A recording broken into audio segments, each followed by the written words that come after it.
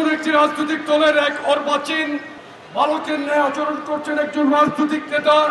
বাংলাদেশে যখন একটি সুস্থ পরিচালিত রাজনীতি করছেন বিএনপির সম্মানিত চেয়ারম্যান বাংলাদেশ সরকারের মাননীয় প্রধানমন্ত্রী জনাব তারেক রহমান যখন শুভেচ্ছা বার্তা মানবিক সমাজের জন্য যখন উনি দিনরাত পরিশ্রম করছেন, তখন কিন্তু একটি উচ্ছৃঙ্খল শ্রেণী রাজনীতিতে দীর্ঘদিন ধরে গত ইন্টারিম সরকারের আমল থেকে যারা বিশৃঙ্খলার মাধ্যমে বাংলাদেশের রাজনীতিকে কলুষিত করার জন্য অপচেষ্টা করছে, তাদের জন্যই কিন্তু তারাই কিন্তু এখনো পর্যন্ত বাংলাদেশের রাজনীতিকে বিভিন্নভাবে রাজনৈতিক পরিবেশকে ঘোলাটে করার চেষ্টা করছে।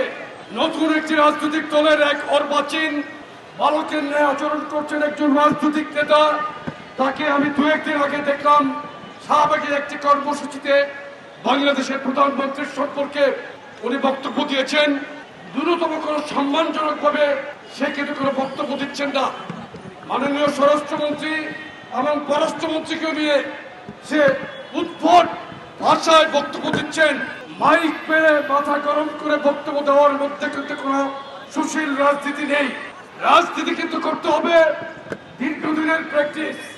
আমরা কোনোদিন রাজনীতির মাঠে কোনোদিন অরাজনৈতিক বক্তব্য দিয়ে অন্য দলের কোন রাজনৈতিক নেতার সম্পর্কে উচ্ছৃঙ্খল কিংবা বেয়াদবিমূলক কথা বলে কিন্তু আমরা রাজনীতি মাঠ গরম করার জন্য চেষ্টা করি না।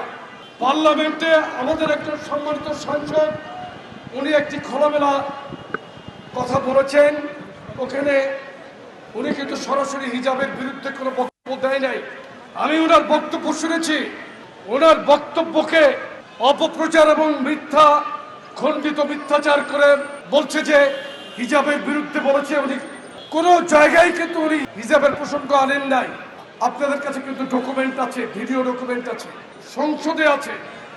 আপনারা দেখেন ওনার বক্তব্যকে মাঠে এনে সারা বাংলাদেশের জেলা পর্যায়ে তারা তাদের ছাত্র সংগঠনকে দিয়ে উস্কানিমূলক বিভিন্ন কর্মসূচি তারা পালন করলো।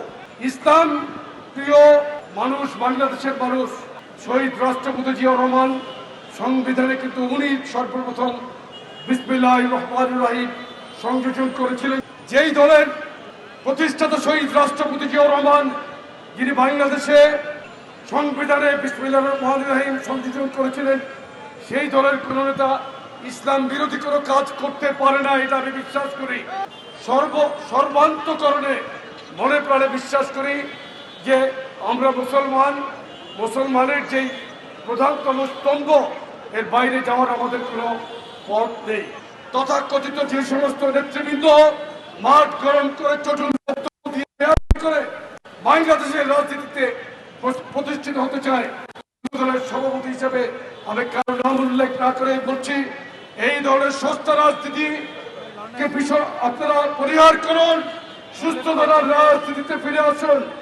আমাদের প্রিয় নেতা জনাব তারেক রহমানের বিরুদ্ধে অন্যায়ভাবে অশালীন কোনো উক্তি করলে, কোনো মন্তব্য করলে কিন্তু আমাদেরও ধৈর্যের ভাগ ভেঙে যাবে।